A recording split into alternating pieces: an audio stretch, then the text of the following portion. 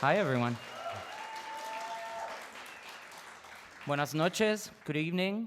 I'm Ricardo Maldonado, Managing Director of the 92nd Street Wise Unterberg Poetry Center, and it's my privilege to welcome you to tonight's readings by the winners of this year's Discovery Contest, Alfredo Aguilar, Bernard Fergusson, Oma Tara James, and Alicia Apeer Muhammad. Timothy Donnelly and Randall Mann, as well as my colleague Sophie Heron, will join me in reading introductions. Before we begin, I'd like to thank Joan Jacobson, patron saint of this year's celebration of Emerging Voices, for her generous support of the contest. Thanks as well to our three final judges, Randall, Patricia, and Daniel, to our preliminary judges, Timothy and Maider, and of course to the almost 1,200 poets who trusted us with their work, that community of writers, some of whom are here. Hello, welcome. They all chose to look toward discovery in unknown and uncertain times. You all have made our future beautiful and possible. Following tonight's readings, which will begin with me reading Daniel's introduction for Alfredo and proceed in alphabetical order, I hope you will join us for a reception in the lounge located through the doors at the back of the hall. There will be beer. When they take the stage, Alfredo, Bernard, Oma Tara, and Alycia become part of a tradition now some 6, perhaps 7 decades in the making.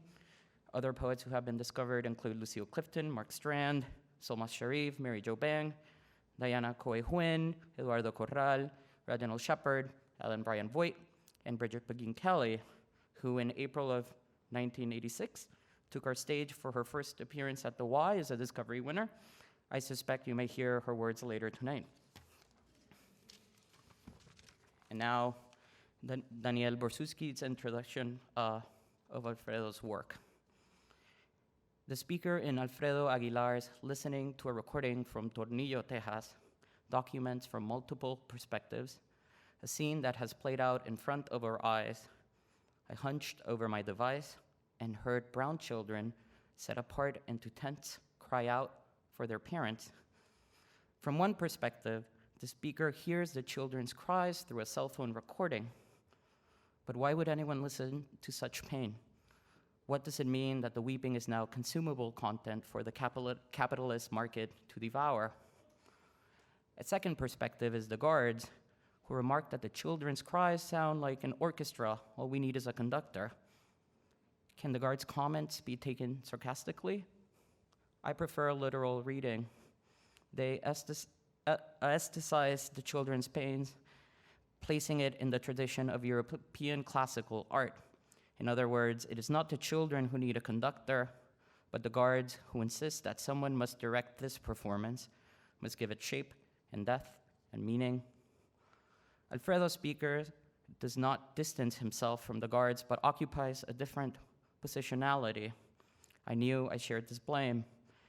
That move calls all of us out, guards, poets, readers, observers, documenters, for our complicity in the history of that moment when we looked away from what we didn't want to see. The poem concludes by asking, what good is every poem if it can't reunite a family, if it can't bring those responsible to the mouth of a mob? We don't get an answer. But perhaps the other poems in Alfredo's submission might give us some insight into the type of essential documentation he provides. His poems are for migrants whose language is silenced in public.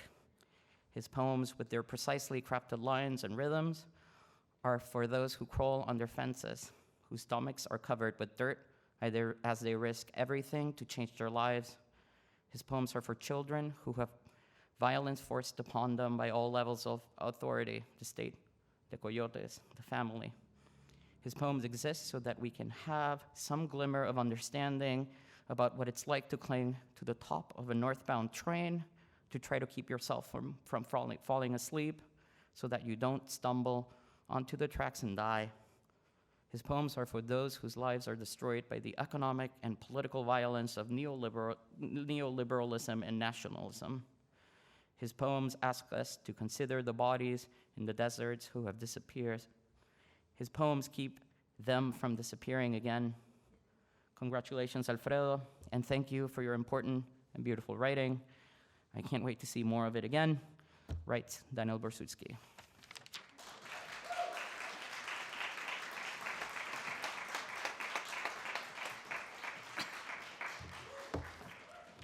Hi, everybody. Wanted to thank Ricardo and for reading that really fantastic introduction from Daniel, and would also like to thank all the other judges who saw something in these poems. Also, just really quickly want to thank the 92Y Poetry Center for organizing this, Ricky and Sophie, and anyone else who's all the other effort that goes into organizing events like this. Yeah, so I'm gonna read some poems, and let's see, before I forget. Oh, that's not right. So I was born and raised in San Diego County, and that kind of borderland, even though I've kind of moved away from it in the beginning of the year, it's always kind of a landscape that inhabits like my imagination, and I don't know, I can't ever really seem to get away from it. So this first poem that I'm going to read, it's an amalgam of, I guess, voices that I heard growing up like in the 90s, mostly like my folks and my family, who had like crossed like before the border became really militarized, like in the mid 90s. And like they would say stuff like, well, it's super hard to like cross now, and they knew folks who had like a really hard time doing that. But so this is just kind of like listening to that and taking that in like as a youth. After 3 beers, my tia talks about the border. En aquel tiempo, we would wait for night to fall and then cross from Tijuana easily. There was hardly any migra then, not like now. Today there's a chingo de migra all the way up to San Isidro and past that. They have vans and guns and dogs, you've seen it. It's not like before. Then gente started coming through the desert, and algunos don't make it out, ¿sabes? Sometimes familias don't even know what happens to the bodies. Their names stop blooming in their families' throats, and the family lights a candle for an empty casket. It's not safe. Even with coyotes, you can't always trust them. Una vez, I heard that after they paid him, the coyote left behind the gente he was bringing over in the middle of the desert. ¿Te imaginas? Shit, if you're already here, you don't want to visit home and then risk your life coming back. Your primito probably wouldn't recognize my face. I've been away for so long. He's grown up so fast. Está así de alto. ¿Sabes?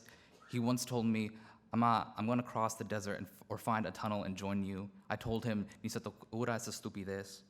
It's sweet, but I'll bring him over after I get my papeles sorted. No chingas, the first time I crossed, I crawled under a fence. My stomach was covered with dirt. Stars were out. I don't know if I ever rose.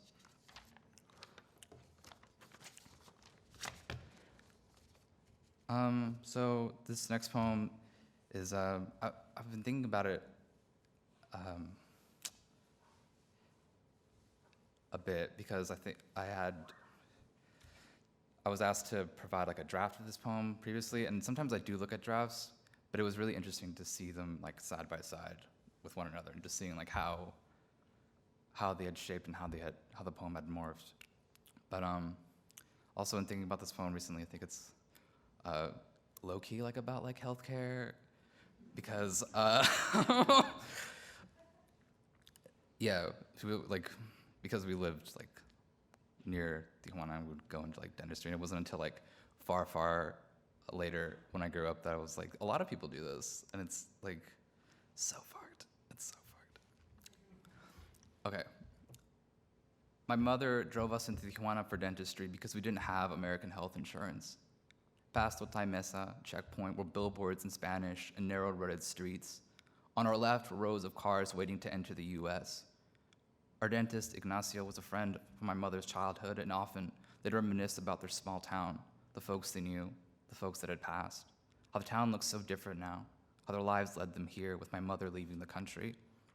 I sat in a dental chair and Ignacio mixed putty until it was pink.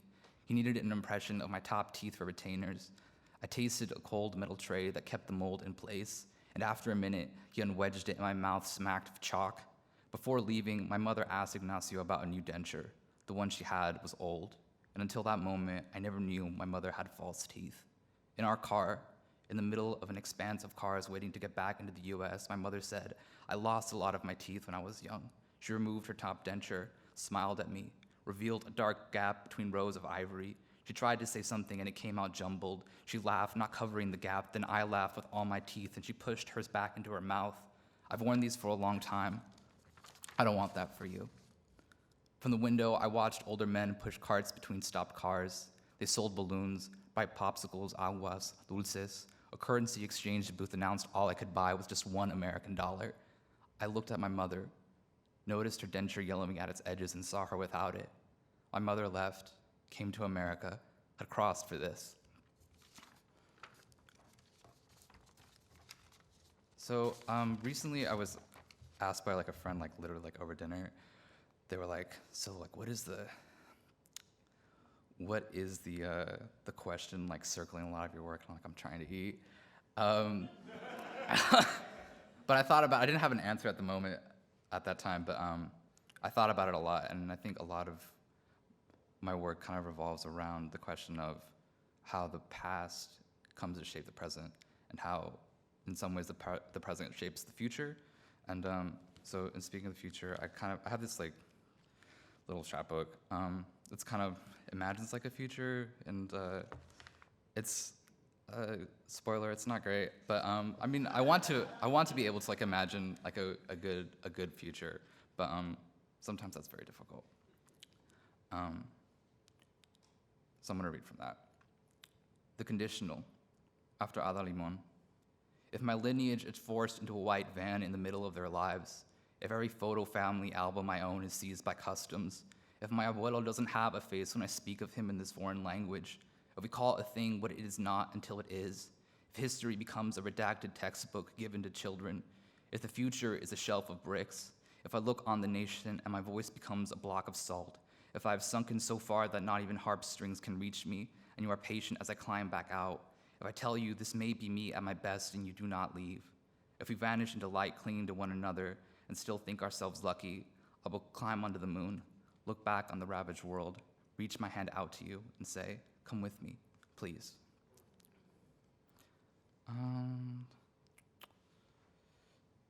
Let's see, what am I doing on time? So,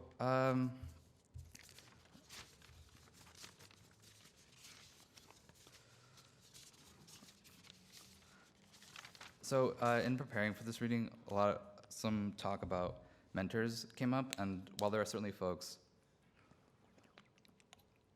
I've been very fortunate and who I definitely call mentors, I found that most often when I think about who has been the greatest influence on me in my writing are like the people closest to me and my friends, people that share their writing in front of others and allow themselves to be vulnerable, while at the same time listening and making space for others like myself to do the same.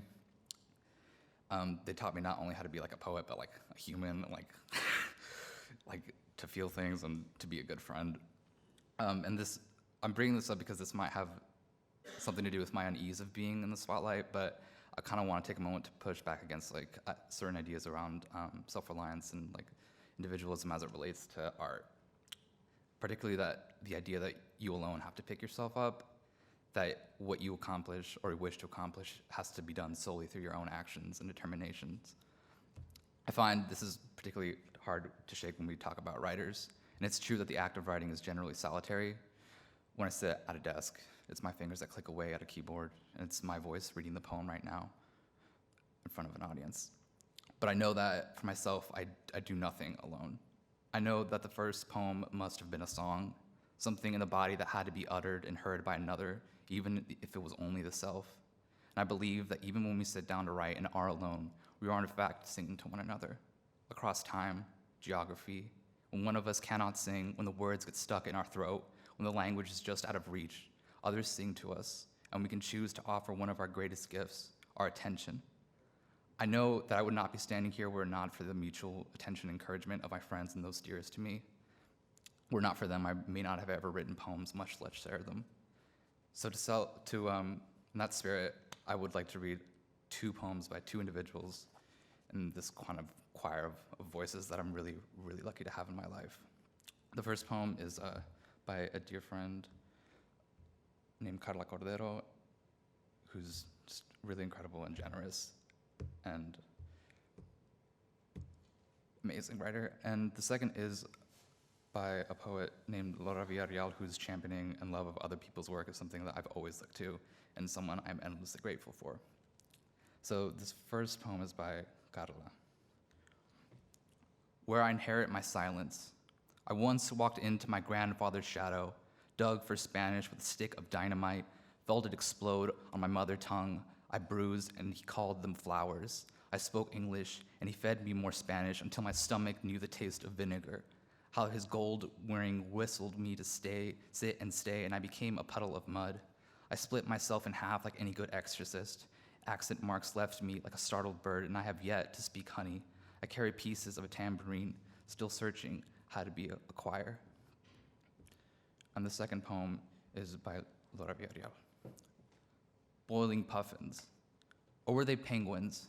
3 million boiled into lamp oil and their beaks sold as children's masks during summer festivals. Listen, I don't know if that last part is true. My mind adds extra details to every story. Like when my dad buys kitchen knives at garage sales, it feels ominous. He says, no one can ever have enough good knives. I'm sure people sell used kitchen knives all the time. Serrated blades are a hot seller, am I right?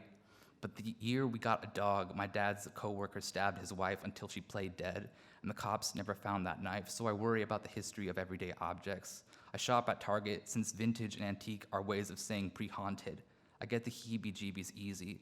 I get goosebumps thinking about the smell of antique promise rings. Listen, I shouldn't be hypocritical. I've told all my lovers that my body is full of ghosts, but who hasn't, right? I've told them to please not touch the scar on my thigh. It's from a hunting knife. I told them the antique shop rules apply. You break, you buy. When I'm driving, I begin wondering about cars and dogs left on the roadside, especially those near rivers and lakes. Would I ever leave mine abandoned like that? I read once that over 500,000 people disappear every year in the US, and there's not enough milk cartons for all the faces because millennials will ruin the milk and cereal industry. I've heard the mind forgets trauma if it loves its owner enough, but listen, that one probably isn't true. I read it on a message board in 2006. When I can't sleep, I read WikiHows about erasing myself from the internet. It's easier than you would think to leave and never be found. It's easier to start new, as someone else sometimes. If someday my car is found abandoned by the river, my cell phone vibrating in the knife drawer, would you listen for me late at night, putting my key in the door? Would you believe me if I told you I left something important at home and came back, put my head on your chest, and just listened? I think I have time for one more poem, and this is fairly new, and it's about butterflies. Also, thank you all for coming out and listening to poems. It's really, really great. You guys are my favorite people. Every autumn, monarch butterflies migrate from the Californian coast to the mountains of Michoacan, then return northbound in March. The journey back begins near the city where my father was born and ends in the state I was birthed. Along this route, the monarchs roost on oak and pine, but no individual butterfly ever completes the round trip. The monarchs lay their eggs on the path north. The eggs hatch and they will, perhaps without realizing it, finish a return started by the generation before them. No matter how long my parents have lived in the United States, they never think of themselves as Americans, and I'm certain Americans don't think of them that way either. Americans look at my face and think Mexican. I don't think of myself as completely American, and yet all the Mexicanos would call me Americano. See that branch full of monarchs? That fluttering flock of orange? Tell me, are they American-born or Mexican? The monarch's movement yields to no country, only to rest, milkweed, and a kind climate. In Michoacan, there is a sanctuary for the butterflies where in February, entire trees are covered in orange wings. People from the world over come to witness this wonder, and science still can't fully explain how the migration happens, but some speculate it's genetic memory, an inherited map passed down from previous generations to find the way back. Both of my parents, like so many others, say they'll return to Mexico someday. I'm not sure if I believe them or if they believe even themselves. When was the last time you went to Mexico, my parents ask. It's been years, I say. Those places have nothing for me to return to. Both sets of grandparents dead, family members, and a country that are lost to me. You probably wouldn't ever go back by yourself, huh, they ask. Perhaps one day I will go back, if only to meet the migration of the monarchs for the first time, to witness a sliver of that journey, knowing the monarchs that return won't be the ones I'm looking at now, but the ones yet to be born. Perhaps the place I'm returning to isn't a place, but a sense of feeling, a sense of shelter, a song I can cast around me. Perhaps I've always known the path and I'm singing my way back. Wherever I walk, I bring all who came before me. Thank you all.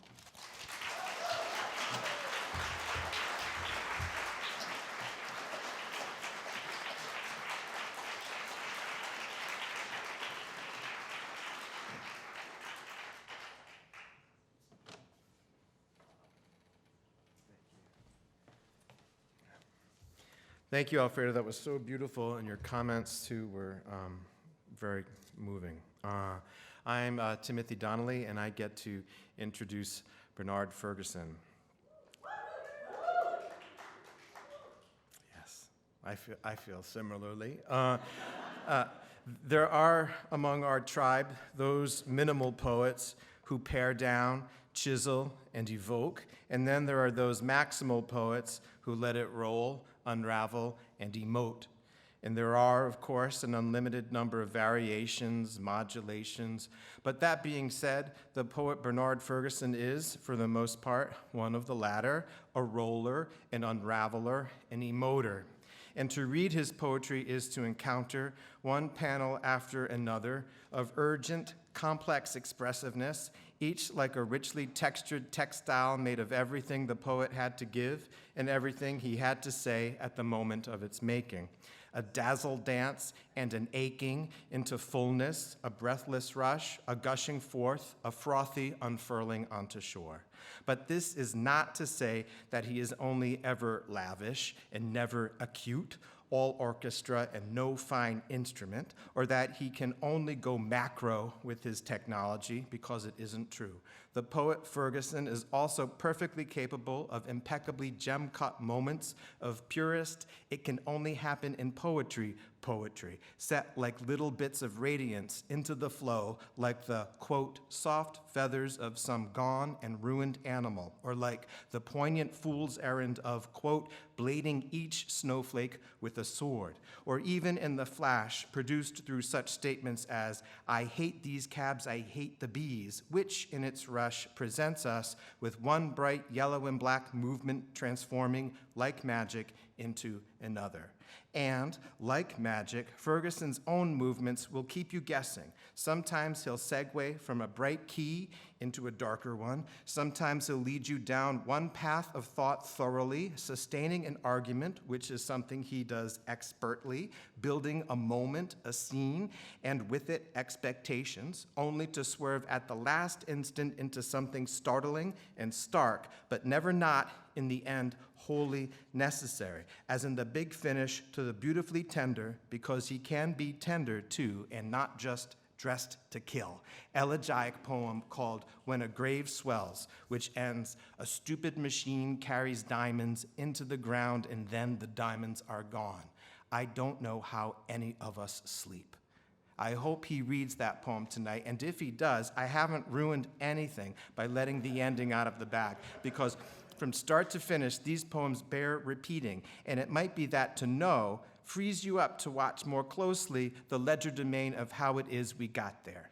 Fergusson himself gets here by way of the Bahamas, but lives now in New York, and he says he loves it. He has considered the centipede more generously than most people, and he has considered the, quote, far-flung blue. He knows how to focus and make it feel like prayer. He knows how to be prayerful and make it seem worth it. And he knows how to pose hard questions to history and to injustice with the kind of grace that is like pushing beauty and hope back into the face of adversity, and a, quote, laugh while walking into the maw of the world. Good people, prepare yourself for Bernard Fergusson.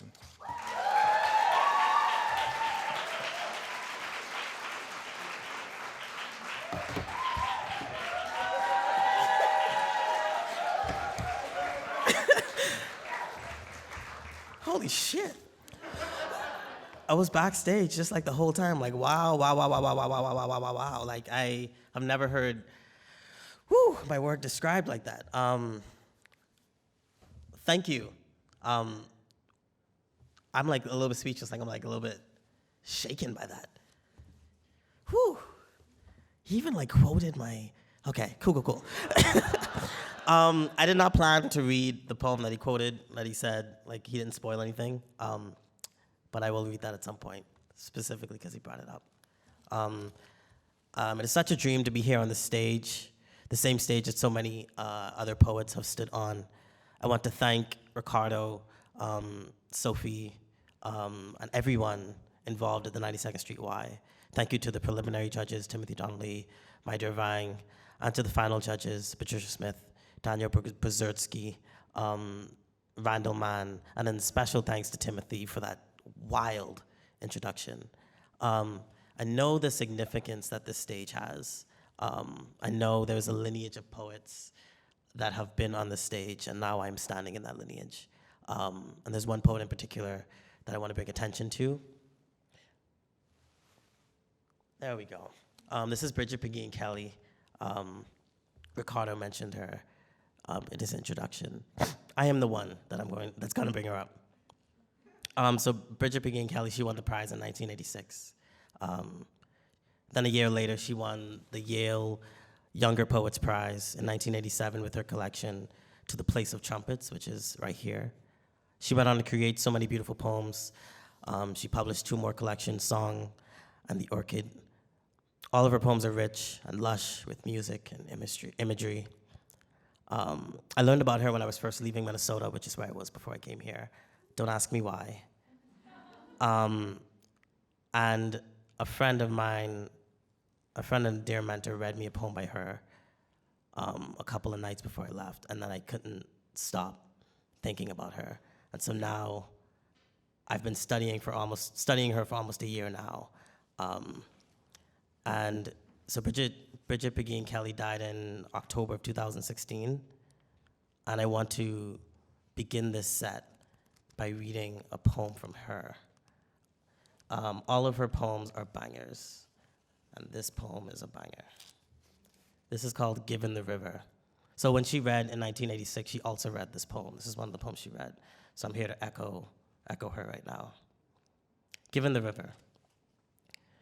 The falcon's eye is always open. He holds the crow with his foot and plucks the black feathers out. Some of us would eat crow rather than give in. Some of us want nothing of wine. The cicadas rattle the heat with their castanets, calling a Christ home or wishing one, building up and letting go, thinking, no, not this one, not this. How long must we sing? And Christ walks in. This may be so. There was a fox in the cornfield, redder than the corn, and he was running the show, pulling scarves from his heels and making the dust bow. He ate stones, pretending there were teeth, and many, and his belly full of ivory, and no one to stop him. The hallways in the corn are dark and close, and they lead always to the river, which is also dark and close, and full of red fish rising, full of desire for the sellers of the houses, and the sweet fruits that sleep there, and the good jam. That was Bridget Pegeen Kelly. I'm gonna read 4 of my poems now. I wasn't gonna read this poem, but I will read this poem now. This is called When a Grave Swells. It's after a Paramore song. There's a Paramore song, That's What You Get When You Let Your Heart Win. And I was in a workshop in Minnesota, maybe the best workshop ever, called Well-Placed Commas, run by a couple of my great friends. And they came up with this prompt where you ad-lib that line. So you say, you can go home and try this. That's what you get when you let a blank blank. And so you brainstorm some words, fill it in with what's on your mind. And what I got was, that's what you get when you let a grave swell. When a grave swells. I wish I could tell you that they are like seeds, as they wish to be. A good plot of soil grows plump with gold, and almost suddenly a patch of foliage appears and sways in the wind, like the hair of someone who is no longer here.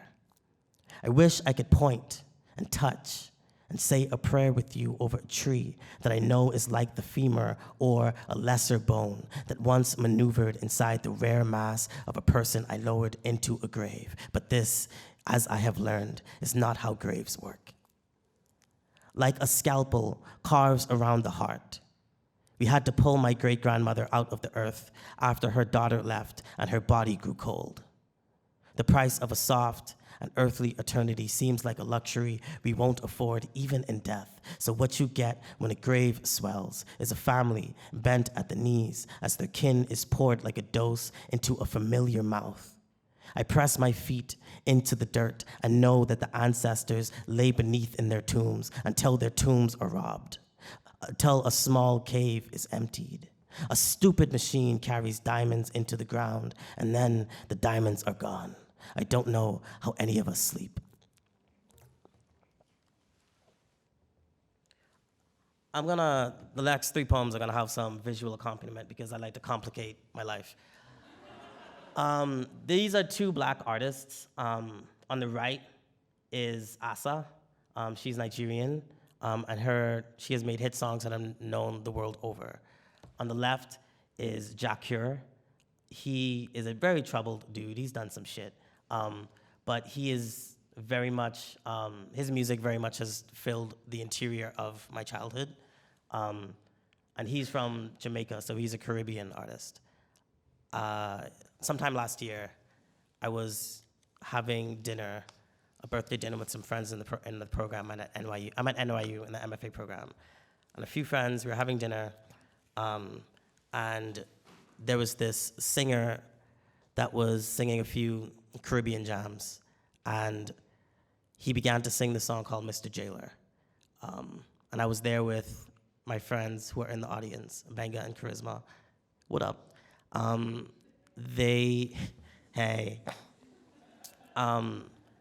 The song started to play, and then we started to dance, and we were remembering our own individual childhoods, even though we're all from separate places around the world.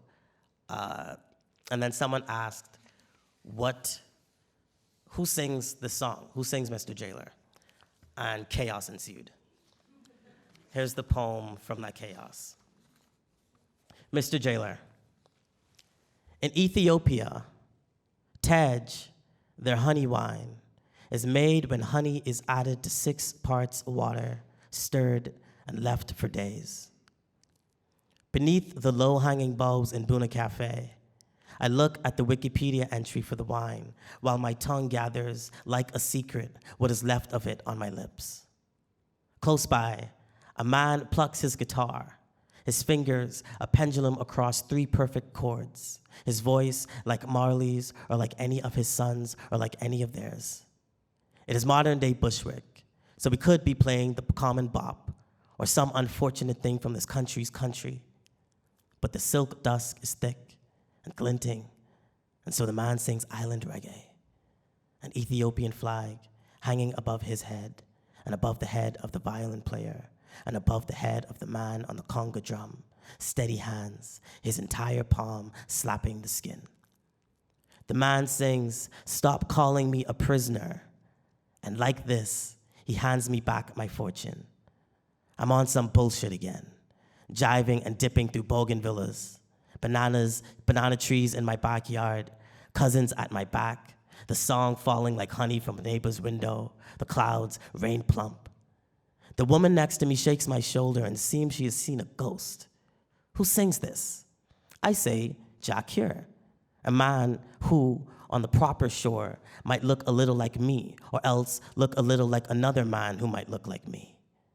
The Nigerian man who I once confided in, who too has to cross an ocean to return to where he is from, says I'm wrong. Says the song is sung by Asa, a woman who might look like him. And the woman who I once thought of as comrade, the one with the afro and the gold chain with her name hanging from her neck, concurs that the song is Nigerian. And with words glimmering like flint, the diaspora has come alive again, ruckus with debate and privy memory. The wine in my glass hums like bees, and my phone tells me, like anything, the Tej will eventually sour, and one might use additional honey to undo the rules of time. The woman with the afro, who was no longer a comrade, looks up from her phone and tells us the song was written and sung by the woman who might look like the Nigerian, and then later sung by the man who, beneath a fresh sunset, might look like me. Just like she and he and I have found ourselves in the place where we were not born, so too has the song that falls like nectar about our ears. Rip the injera, stack it with feast, all at once, unlike the wind we know that blew against the curled roof of the woman's afro, before it tickled the nose of the man when he was once in Nigeria, before it dipped into the only dimple of my cheek. It has taken this long for the song to arrive, for us to finally meet.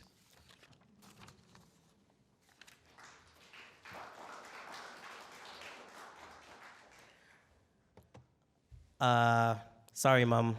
I feel like I should have warned you that I'm going to put a picture of Dad up. This is my father, but I'm not going to talk about him yet. I just want to hang there for a second. So there is Gwendolyn Brooks, the mother to us all, wrote this poem in 1985, a year before Bridget Begin Kelly was standing on the stage. She wrote this poem dedicated to young people who, at the time, she said she was listening to the radio and young folks were wishing for death because they were in love, but like their family didn't want them to be together or something like that. And so they just say, I just wish I'd die. And so Gwendolyn was like, that's dramatic.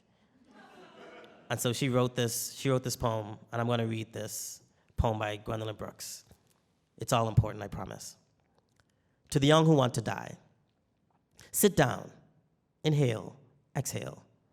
The gun will wait, the lake will wait. The tall gall and the small seductive vial will wait a week, will wait through April. You do not have to die this certain day. Death will abide, will pamper your postponement. I assure you death will wait. Death has a lot of time. Death can attend to you tomorrow or next week. Death is just down the street. Its most obliging neighbor can meet you at any moment. You need not die today. Stay here through pout or pain or peskiness. Stay here. See what the news is going to be tomorrow. Graves grow no green that you can use. Remember, green's your color. You are spring.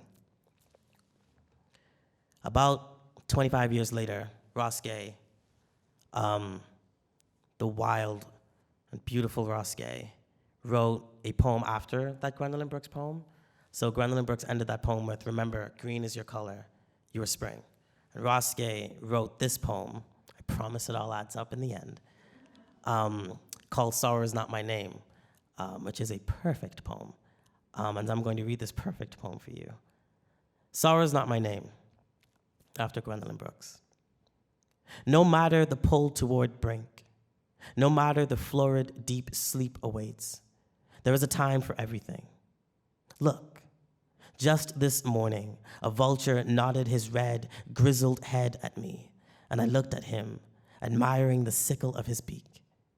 Then the wind kicked up, and after arranging that good suit of feathers, he up and took off, just like that. And to boot, there are on this planet alone something like 2 million naturally occurring sweet things, some with names so generous as to kick the steel from my knees. Agave, persimmon, stickball, the purple okra I bought for $2 at the market. Think of that. The long night, the skeleton in the mirror, the man behind me on the bus taking notes, yeah. But look, my niece is running through a field, calling my name. My neighbor sings like an angel, and at the end of the block is a basketball court. I remember, my color is green, I'm spring. I discovered the Ross Gay poem before I discovered the Gwendolyn Brooks poem, and the last line, the first time I read the poem, the last line, I remember, my color is green, I'm spring, fucked me up. I went nuts for it. I just think it's so wild to, I don't know, from a craft level or whatever, just to say your color is green, and then to name a season after yourself. And so I thought, what color is mine? What season is mine? And while in that exercise, I was also thinking about my father, and that's my father. My father passed away in 2014 in July. And last summer, when I was thinking about Ross Gay, Gwendolyn, color, season, I remembered my father always had a gold chain on. I do not remember my father ever not having a gold chain on. In this picture, he's wearing a silver chain. Maybe I'm a liar, but if you can imagine that chain is gold for a second. And I wanted my father his image to be here while I read this poem. So this is after Gwendolyn Brooks, after Ross Gay. This is me taking that prompt and writing a poem in that lineage in my own way. Niggas in the Sun. My father was most memorable as he stood in the sun. When summer grew loud and boastful, the thin border between the metal and the brown would vanish, the chain disappearing into his chest. As he was the father, and as I was the son, he gathered the bits of stone and metal he had left and pressed them together with some quick and torrid heat. And then he pulled forth a smaller string of jewelry. And he opened wide the new chain's mouth and let my head glide through, so its lips were strung along my shoulders. And too often have I seen some niggas put themselves inside the mouth of a divine and unseen animal. There's nothing like a glow along your body to bring attention to where you are most vulnerable, the ways the heart or the neck may lead to your undoing. And I think my father knew this and blessed me nonetheless. An anointing in the silk folds of a moonless night. And on the night my father died, he covered his body in olive oil before drifting away into a far away and unforgiving sleep. And they found him like this in his bed, with the oil lined along the curve of his stomach, like it was often lined the fingers of a grandmother before she said a prayer over a child's warm forehead. And so my father died slick and with favor, leaving the world the same way I imagined he entered. My father, a glorious and polished thing, a fortune and heaven's gates, nothing hanging from his body but the thin thread of light hanging from his neck. And look, see, the chain, the sunlight, the heat's long grin across our skin. It's all related, friends. Sweat and touch and each one of our cravings. Let me never forget what I am, even when I am not. Body of tungsten, body of summer. I'm a jewel, a perfect relic. My color is gold.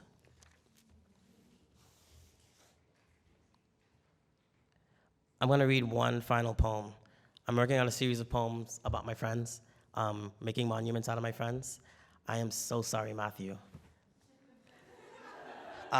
This is Matthew, who I love dearly. About a month or two ago, we were in an apartment in the Upper West Side? It's in the poem, Upper West Side. And a friend, JD, who was also in the audience, began to play Fast Car by Tracy Chapman on his guitar. And then Matthew decided he'd sing. And Matthew's singing is, so let me put it this way. I took a video of it, and I've been listening to the video while falling asleep. I've been listening to it on the subway, right before class, in the same class that Matthew's in. Matthew doesn't know about this. And so I've been listening to it like it's a track on Spotify. I'm not saying Matthew need to cut the album, but Matthew need to cut the album. Anyway, so I want to read this poem. I feel like I'm serenading people now.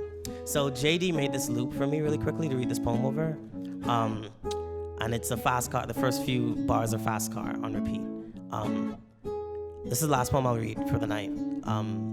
Thank you so much, 92nd Street Y. Thank you to all of you. Thank you who has ever read my work or just smiled at me. It was all for the poems. So here it is. Poem for Matthew. Your stash is like my stash, is like my father's stash, and like his father's too, is what I think when I see you. And we embrace like men should.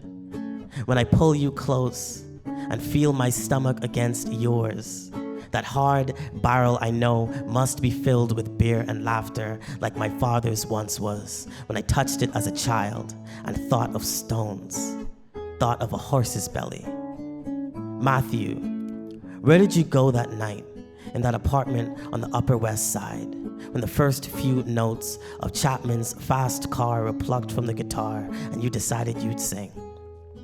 Tracy went on about going fast enough that she could fly away, and you tapped your fingers against your own two legs to keep the rhythm.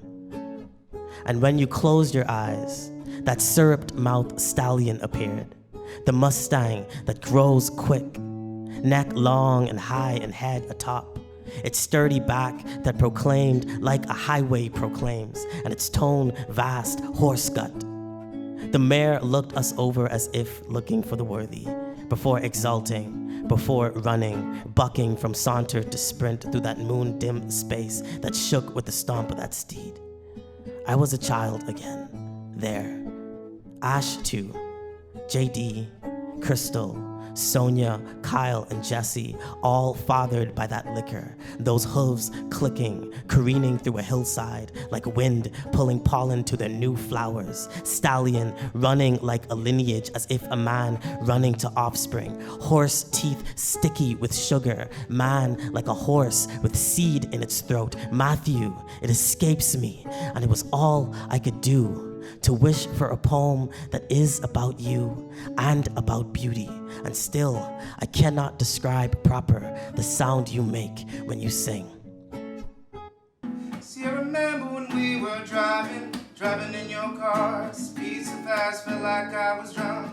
City lights lay out before us, and your arm felt nice wrapped around my shoulder, and I had a feeling that I belong. I had a feeling I could be someone. I can stop it there, yo.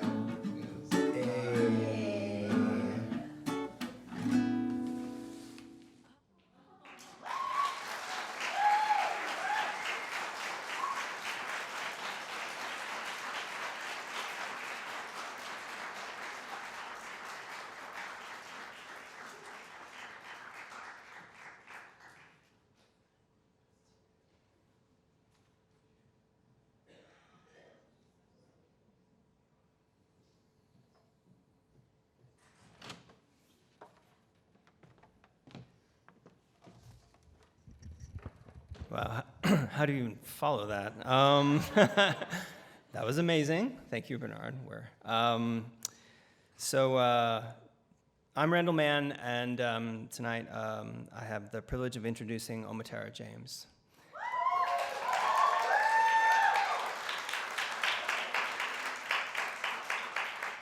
I also feel similarly. The poems of Oma Tara James inhabit language and subversively inhibit it, too. She writes against the binary of day or night. In lines like, bodies so true, joy pools behind the ears and around the clavicles like jewels, like fucking jewels. In her gorgeous poem, Self-Portrait as a Queer Block Party, I can see her command and ease with metaphor, the ways her distancing draws meaning together. James reveals the fluidity and interdependence of form and content as well in, say, her bracing use of the second person, judicious fragments, and in the valence, play, and emotional weight of her lines.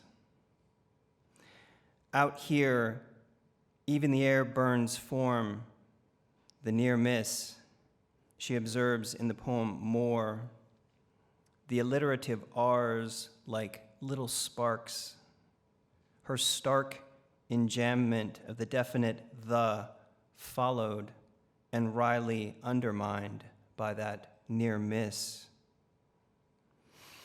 I love her prose poems. She understands the way, in very different ways, Rankin and Holub and Mullen and Hass have understood the sensitive compression, yet breadth of a poem in prose. Such technical acumen. And did I mention the work is queer as fuck? She writes, in lieu of ode, her otherness is currency. I love that too. In her poem Ceremony, an innovative take on erratum, she ends with the line, "It is my time." Tonight, indeed, it is Oma Tara James's time.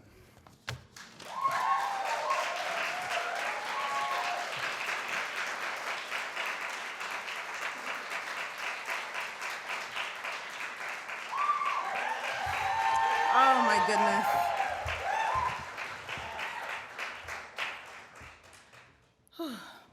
I'm floating from that introduction. Thank you, Randall. Before everything else, I'm a Pisces. And so happiness gets stuck in my throat. So it's difficult for me to say these words, but I am very happy to be here tonight.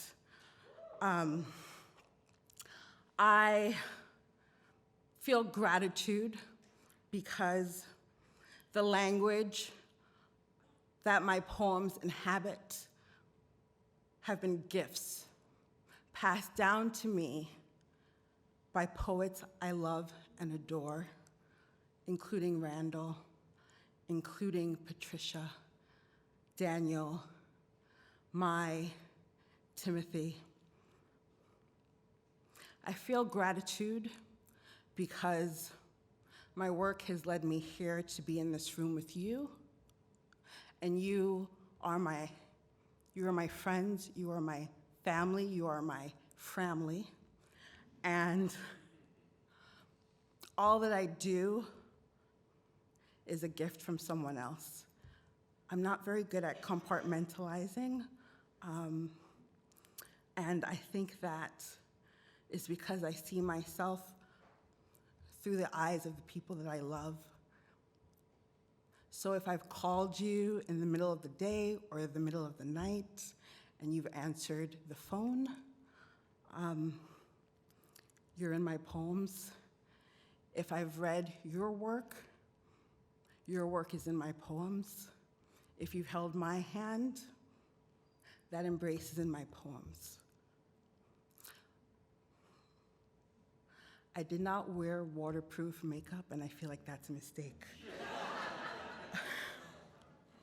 I am very grateful to the 92Y for holding this event, for supporting poems and community, which is more important today than ever.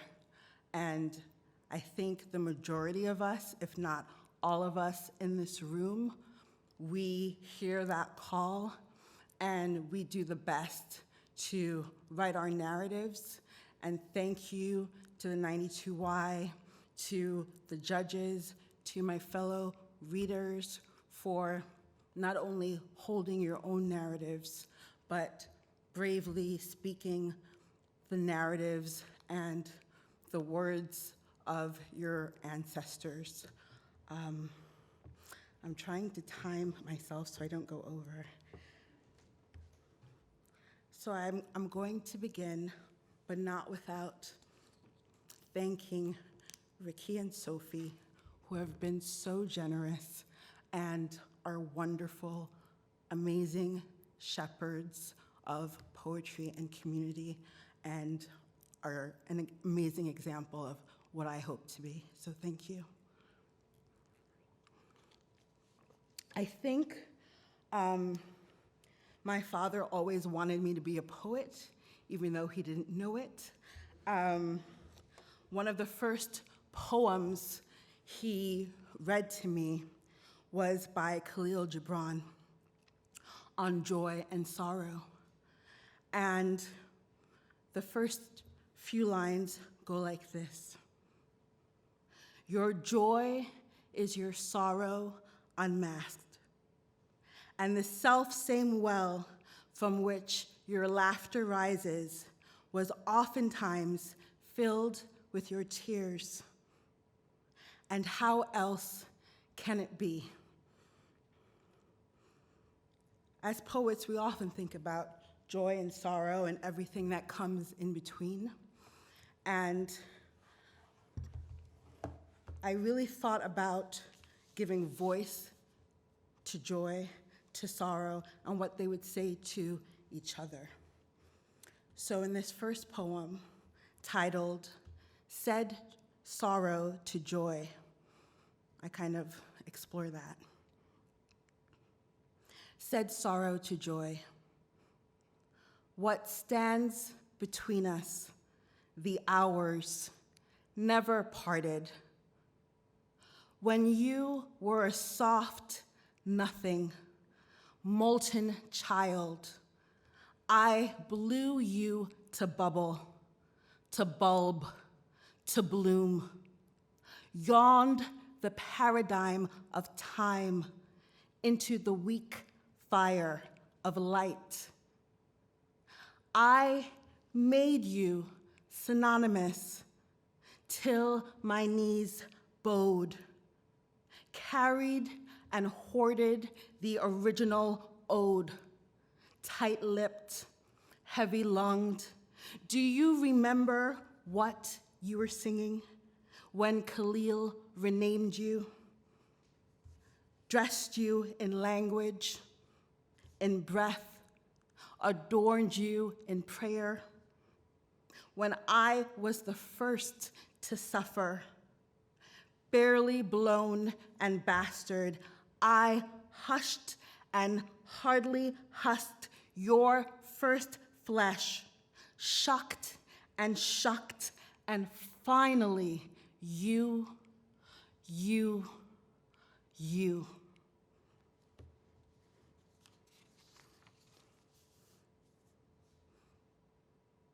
Half girl, then elegy. Having fallen while no one was looking, having borne what fell through, having fallen early, having barely fallen through myself, my luck so close to catching, having caught the worst of it, having fallen from the sky and then through it, having landed to realize I had been part, having parted the late sky, partly sky, where I am delicate. I took a tumble through the night bloom. I took the night with me as I tumbled, delicate with the infinite, which swells from the tallest branch. Having grown swollen as low-hanging fruit, I tell Nadra I couldn't help it. The fresh heave of new breast, thick switch of hip, a group of unnamed gifts is called a steal. She says, fruit you can reach is still precious. Her name means rare. Her lean thins towards the unusual. In Lagos, we name our girls precious, sincere, darling, because a name is a stake in the grave. Having grieved and taken on the way to Eros Thanatos, having arrived late to my own bloom. Have me like a walnut. Pry the part of me that is hollow from the part that yields fruit.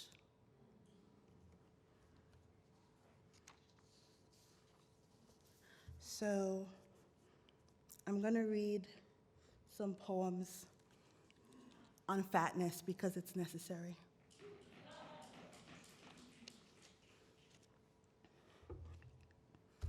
Promise.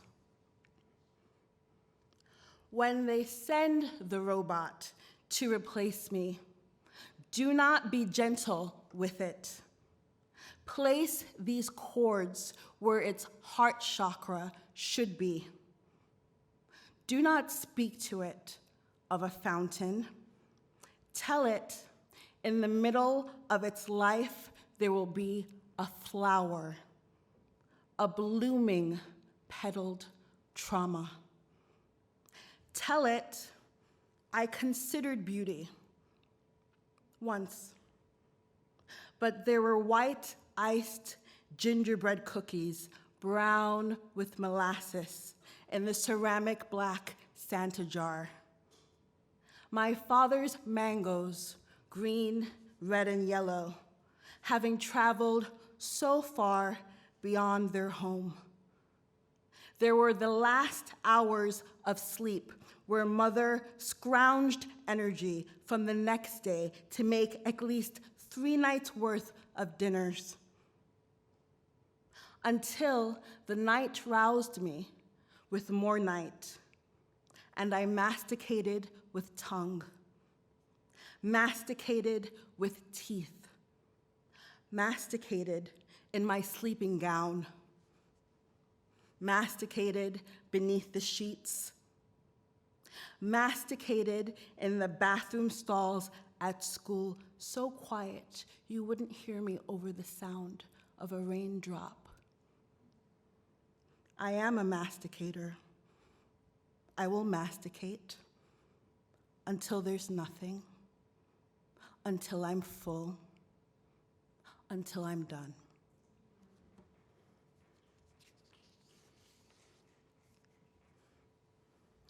Are we all familiar with Tarana Burke? If you're not, she founded the Me Too movement and has since then created many necessary endeavors. In lieu of ode for Tarana Burke, when you are fat and queer and female and Black, when no one has any use for you except your otherness, when your otherness is a currency, when no one wants what you're selling because your price is too high, when your high is self-respect, when you are alone and the bar feels low, and you are not rich, and you are not queen, and you are not it, not 3/5, a dime piece, not new to this. When you have no better offer than to bargain with anaphora,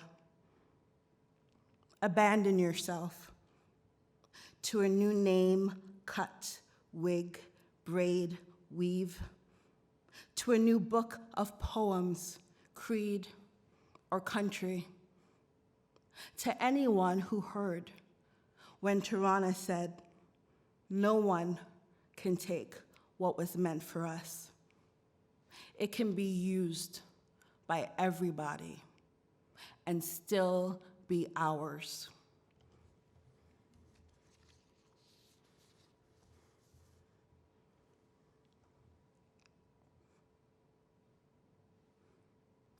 Fat of the Forgotten Republic. Spare me your thin tidings. Bring your unsolicited fat, your baby fat, your tired fat, fat of the evening tide, fat of the early worm. Bring round your stubborn belly, fat of the unrequited, virtuous, young, and invincible, untouched, barely there, been pummeled, fat, on fat, on fat, fat. Flesh that responds to touch, jiggles at the suggestion, a provocation of fat, made to withstand the fallow ire, that speak before spoken to. Y'all know that sly-lipped answer back, too big for its britches type fat. Parse the sun from the sky, and what remains of the day. Don't remind me of the memory of muscle without telling me about the fat. Tell me how one speaks to flesh without relevance. Long live the cross-legged splendor of fat privilege. O thin stride, whom do you ease with your comfort? Whose burden drapes across your back? Clawed my way out of your thin love and into the world's fat shine, world that wants to burn me. I stay alive and well, rounded at every corner. Keep your thin spectacle, your airy hula hoop. Fat of the forgotten republic, I lift you out of the shade by craft with contour and light. I offer you not the lemon, but the sour grove as a heaven.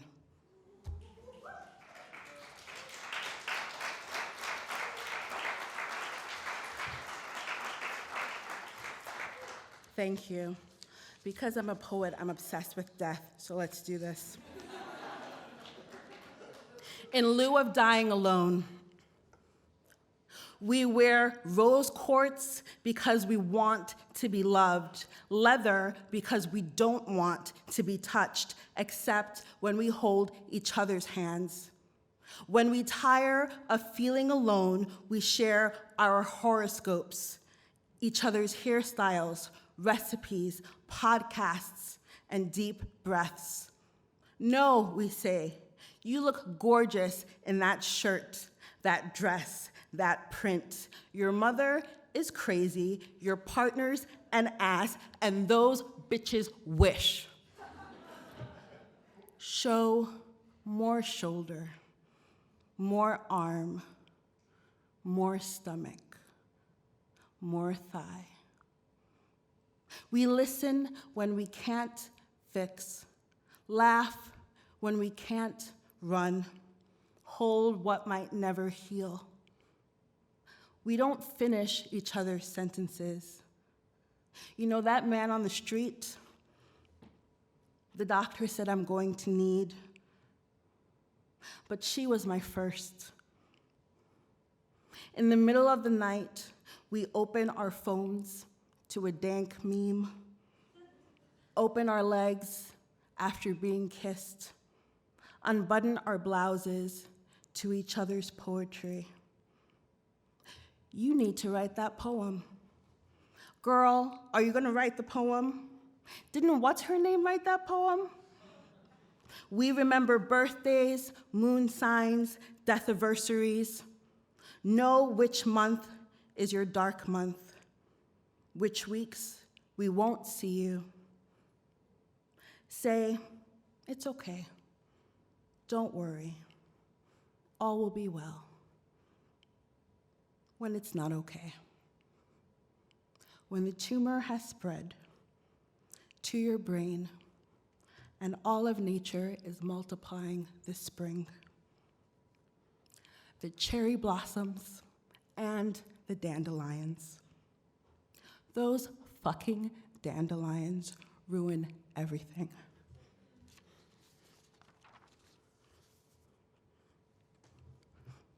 More. I went to the hardware store for milk, and you weren't there. So I went to the graveyard for eggs, but just missed you. Then I followed the waterfall of your perfume down the railroad track, but couldn't lift it. There aren't any flowers at the steel mill or the lumberyard. Out here, even the air burns from the near miss. Even the moon needs a cool sip before illuminating the evening. I hardly ever have a partner when I go walking. Oh, how your nearness incites the grieving.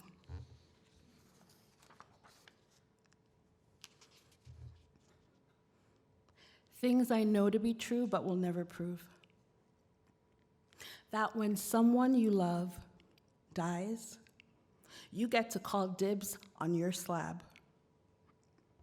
Duet requires a partner, someone to record the message, limp the 3 blocks to Home Depot, purchase the small objects, tools that cut God's large plume-like panicles off the hollow reed so it might sing.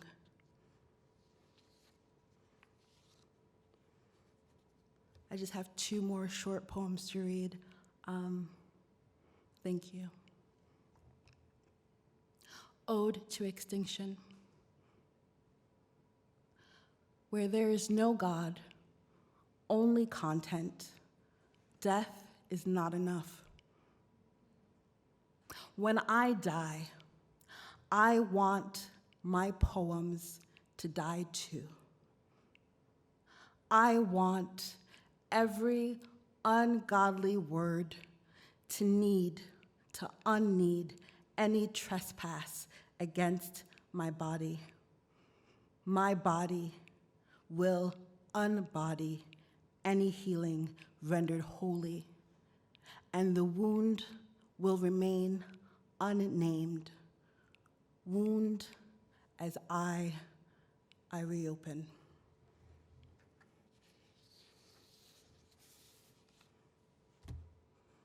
Self-portrait as a queer block party. Your fat spills soft across the moonlit crown of grass. Your soulmates are a gaggle of fish shoaling thick until you are schooled enough in this love. The hours left before sunrise are shimmering scales marked for the net long cast before you learned time had an end. Bodies so true, joy pools like jewels around the ears and the clavicles. Like jewels. Pores chant in the street, we are alive. Speakers blast the humid sky like firecrackers in June. You take the first hand, then hip with you through the dance, glide and find the body you abandoned measurements ago. You travel it with your partner, their unshaved armpits bleached seaweed green, their bare midriff a silk thicket, their saffron robe a protection against the binary of day or night. An inch of belly leaps beyond your shirt like a flying fish in silver light. Thank you, 92nd Street Y.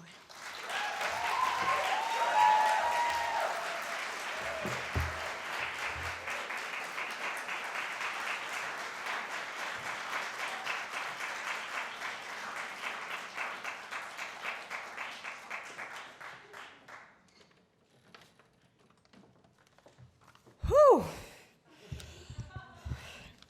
All right, I'm Sophie Heron. I am the program coordinator here at the 92nd Street Y's Poetry Center, and it's my honor to read the introduction of Alicia Apeer Muhammad by Patricia Smith. It's no secret that we are all here to celebrate all that is revelatory about poetry. We, the word wranglers, the perpetual witnesses, the rhyme wielders, the midnight oil burners. We are, undoubtedly, the most talented writers.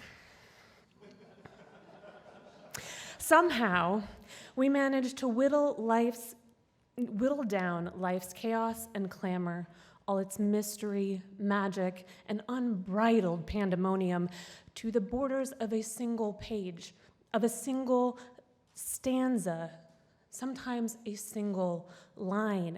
And when you pry open that single line, the whole beautiful mess is still there. Tonight, we celebrate that we keep finding fresh and wonderful ways to say, let's face it, the same things. And that stunning new poetic talents like Alicia Apeer Muhammad keep shifting and reshifting the world for us. But no one here is really a poet, not novelists, playwrights, essayists, short fiction folk, or bloggers. Neither. What we are storytellers. Every day, our urgent mission is to give that day its breath.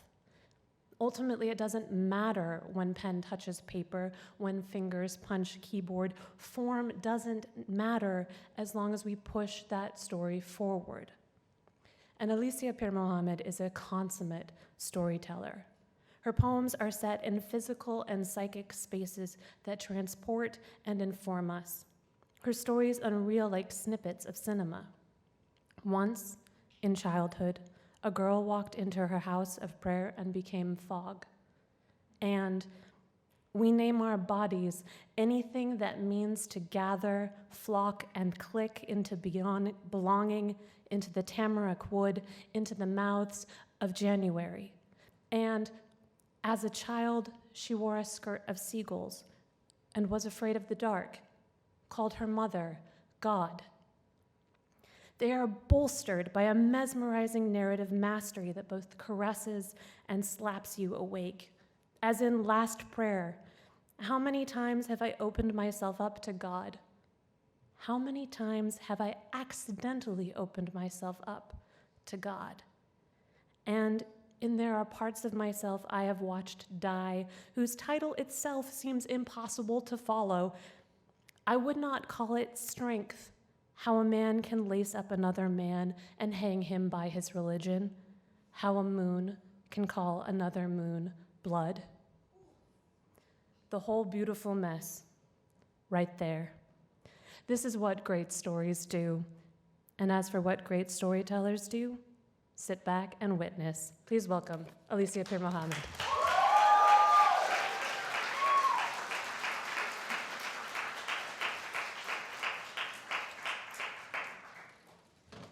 Hi, I'm really excited to be reading here.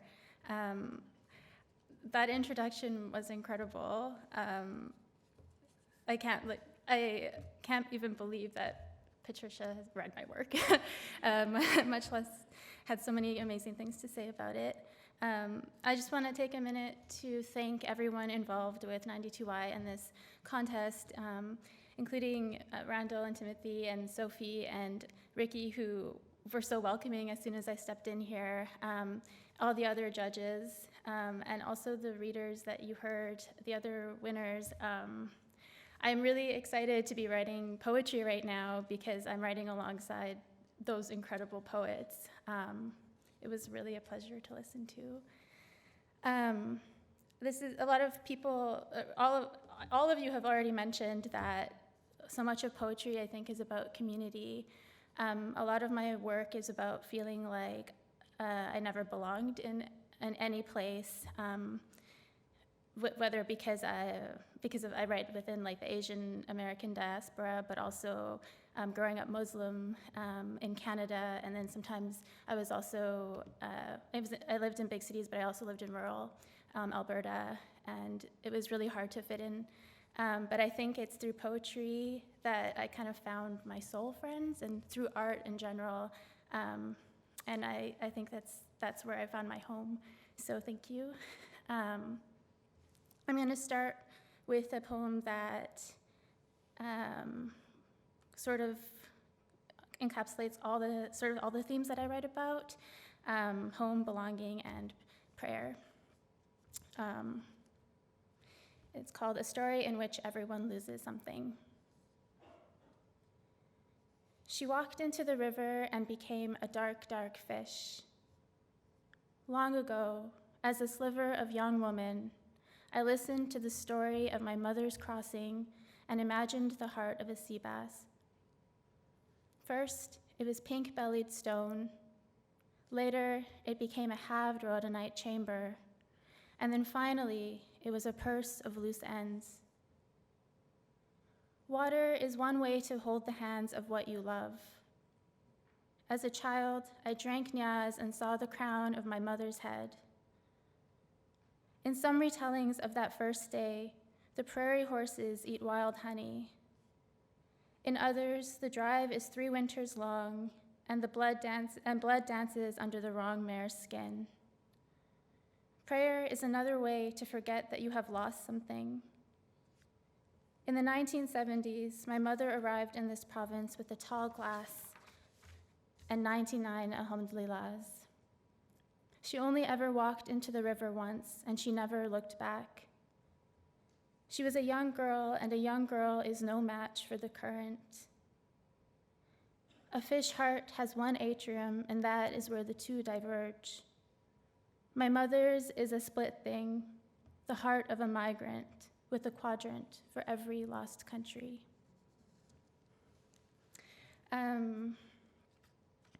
This is a new poem that it's kind of an experiment. It's different than what I normally write, so I thought I would read it before I get into some of the darker stuff. Love poem with elk and punctuation.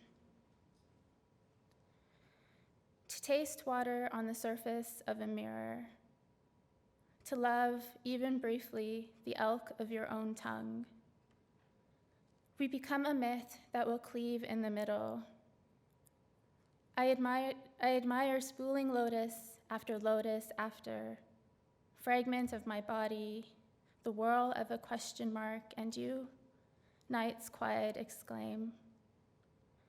We become a bridge that crosses the chasm.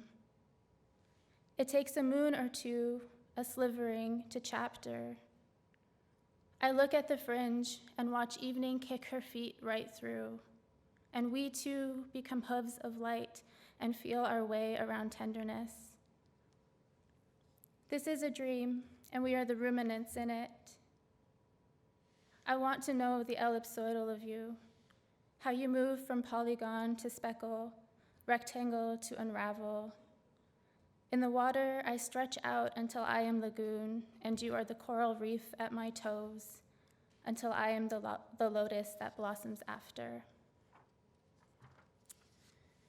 I want to read this next poem because I wrote it at the Vermont Studio Center, and I made a lot of really great friends there, speaking of community, and so I just kind of wanted to honor that a little bit. Hinge. Tonight, I am all joint and animal dark. My heel blots out the moon, vanishes the small nod of light. And yes, I prayed today, verging into my Bismillah before settling on the broken. I stoop into my longings, plot a seed in every corner. Last week, I titled another page with my body and surrendered every bending, splitting line of myself to the making. When we refer to plants, we call this positive phototropism, a body rivering toward the light.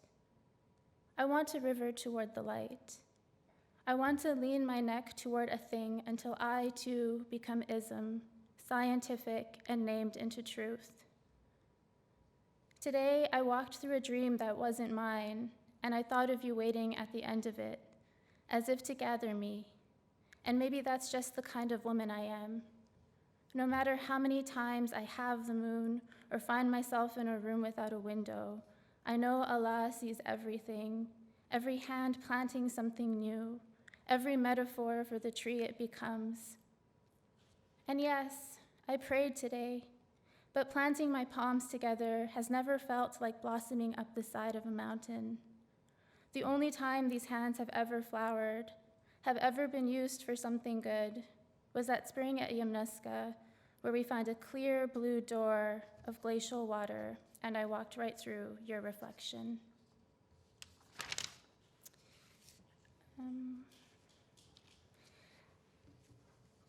I think I will read one of the poems that was quoted in the introduction called "There Are Parts of Myself I Have Watched Die." Like I said, I grew up in Alberta, Canada, and a lot of my experiences there, especially growing up around the time, like my formative years around the time of 9/11, I think made me start considering the word Muslim as like a bad word.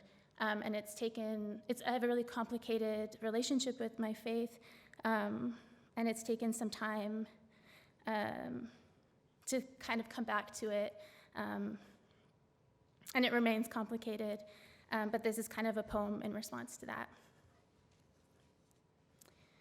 There are parts of myself I have watched die.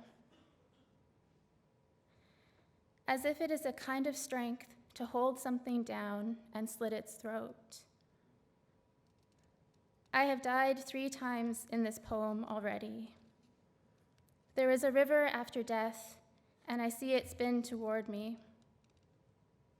I found truth in the surfaces that glint beneath eyelids, carrying a heavy lash. I close my eyes and pray a good prayer. I would rather see the pleading river than the knives my neighbors hold. Yes, I have died 3 times in this poem by your hand. I would not call it strength, how a man can lace up another man and hang him by his religion, how a moon can call another moon blood. The river speaks in whistles and stones. It says that perhaps I have always been a visitor.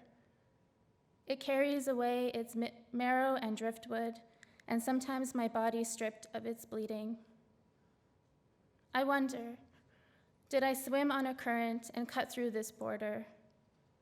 Did I knock over a jar of 33 prayers into a kitchen of hanging moons? Or perhaps what the river really said is that I can only stay a visitor for so long. With each death, I become a ghost, a monster composed entirely of remembrances that slips through a heart chewing its prairie grains, a heart bred on western winds, a heart that is almost a noose. I have killed myself 3 times in this poem already, but only a single face fades at a time. The river taught me once about belonging, and I turned those lessons into a grave.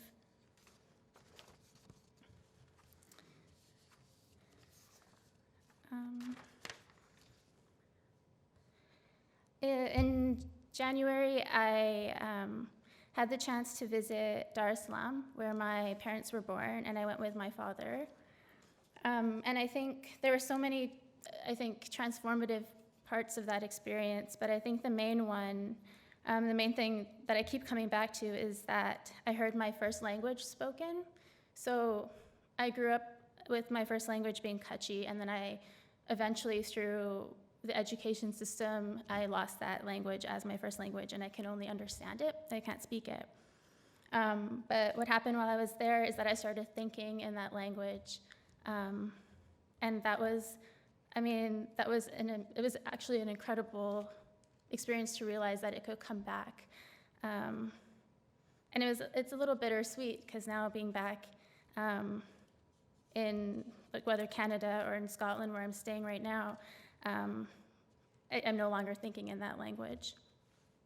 So this is a poem a little bit about that experience of losing language.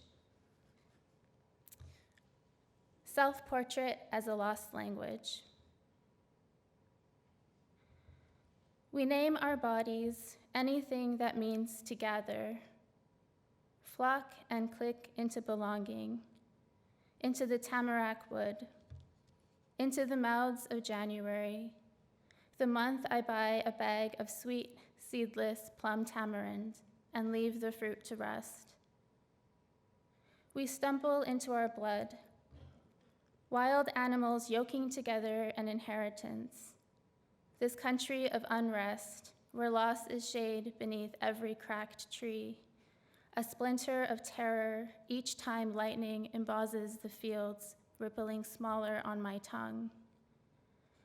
We name our bodies before they are unnamed by the grassland smoke and the feckless eyes of those who mark us with an X. This winter country, its endless oranges and tender mangoes, I eat the pith and boil the rinds. I hope the ghosts of first languages transpire in the vapor. I am drawn to every scattering syllable, stammerings of kutchi and coifs of clove to split the sweet of this memory. This version and imagined Dar es Salaam in a story passed down. We collect the fragments, gather together blanks and birch, judge our own belonging. This dream is a basin of other dreams. Longing slips through like words. My tongue is a sieve.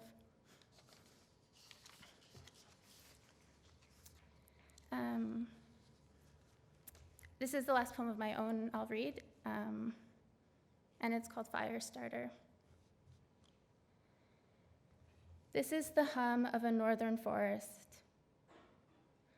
Don't forget all of the salt that has gone into this healing. Wince if you must. Call out to India for 200 years if you must. I am building a home and burning down my body that has never felt like my body, drinking from a spring to balance all of this smoke. I am building a fire that snags onto the redwoods. I want to redesign this dish my body was born into, cardamom and brown skin multiplying within the agar, hair that smells like burning grass, a landscape that reaches for another land. And I'd like to end kind of following in Bernard mentioned he was going to read something else by his influences earlier on, so I also decided to follow in those footsteps and read the poem that actually, the first poem I think, if I was to choose, the first poem I've ever fallen in love with, way back when I first started writing. And it's called Things I Didn't Know I Loved by Nâzım Hikmet. And it's just an excerpt because it's quite a long poem, but it's a beautiful one, so I would encourage you to read the whole thing. Things I Didn't Know I Loved. It's 1962, March 28th. I'm sitting by the window on the Prague-Berlin train. Night is falling. I never knew I liked night descending like a tired bird on a smoky, wet plain. I don't like comparing nightfall to a tired bird. I didn't know I loved the earth. Can someone who hasn't worked the earth love it? I've never worked the earth. It must be my only platonic love. And here I've loved rivers all this time. Whether motionless like this, they curl skirting the hills, European hills crowned with chateaus, or whether stretched out flat as far as the eye can see. I know you can't wash in the same river even once. I know the river will bring new lights you'll never see. I know we live slightly longer than a horse, but not nearly as long as a crow. I know this has troubled people before and will trouble those after me. I know all this has been said 1,000 times before, and all will be said after me. So that's just an excerpt. Thank you so much for listening.